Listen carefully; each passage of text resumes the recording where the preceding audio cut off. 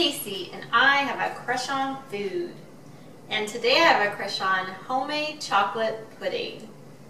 This recipe is really good. If you've never made homemade pudding, it's actually quite easy. A little disclaimer though, it does have to sit in the refrigerator for a while, so you have to make it ahead of time. You need at least 6 hours in the fridge, or you can prepare it the day before if you're going to serve it the next day. Simple ingredients, all you need is 1½ cups of heavy cream, 1½ cups of milk, and I recommend using whole milk or 2% milk, some milk with fat in it. You need 5 egg yolks, ½ cup of sugar, and 8 ounces of chocolate, finely chopped. So use a dark chocolate, maybe 70%. It's going to be a really rich chocolate pudding. So the first thing we're going to do, I have my cream and my milk already in the saucepan here. I'm just going to put it on a medium-low heat. Not too high, you don't want to burn the cream and the milk. So you're going to let that come to a simmer. You don't want it to boil, you don't want it to get really hot. You just want it to get nice and warm to where you see just little bubbles popping up. In this medium-sized bowl, I have my egg yolks, 5 of them. I'm going to add ½ cup of sugar and then just beat this until it's nice and pale yellow in color.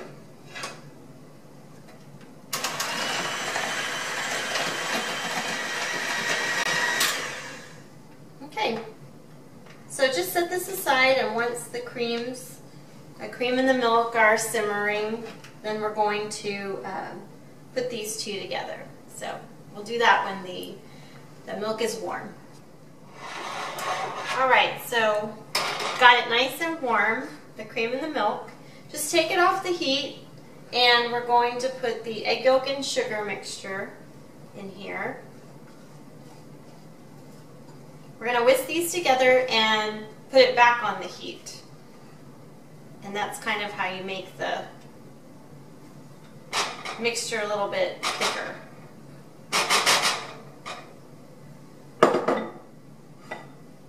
So while the cream and the milk are sitting on the burner warming up, you can give it a stir every once in a while just to make sure that the bottom doesn't stick. But anyway, this isn't hard to whisk, just give it a little bit. And then you're going to put it back on the burner and still at a low heat, because again, you don't want it to burn. But when the mixture is a little bit thicker and it coats the back of the spoon, it's done. It takes probably at least 5 minutes. I would say 5 to 8. So I'm going to let it sit and get a little bit thicker. Alright, so the custard is nice and thick. See, it's kind of coated the back of the spoon. I have my 8 ounces of finely chopped chocolate here in a good sized bowl, and just pour the custard mixture into the bowl, and you're going to let it sit for about 2 minutes before you start to mix it to allow the chocolate to get soft and melted. So I'm going to let it sit.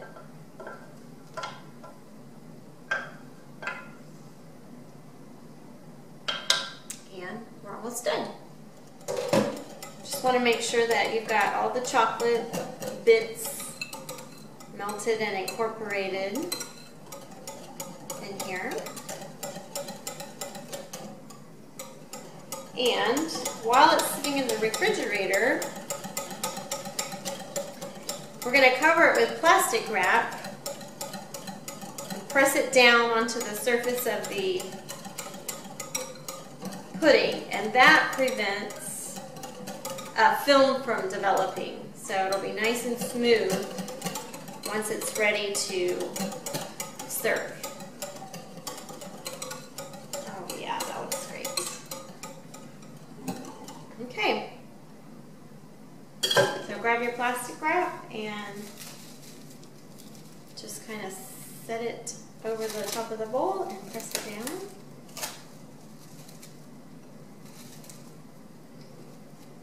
And I'm going to stick this in the fridge, and I will definitely be back once it's nice and chilled to show you how beautiful and delicious that it really is. So my pudding is all ready. I've left it in the fridge overnight, and you can tell it's done when you kind of pat it and it feels solid like pudding, and you can jiggle the bowl and it doesn't move. It's done. So I'm just gonna peel the plastic wrap off. This pudding is really rich, so serving size is gonna be small. You're not gonna need a lot to satisfy your chocolate craving. Definitely share. Serve a little bit up in here.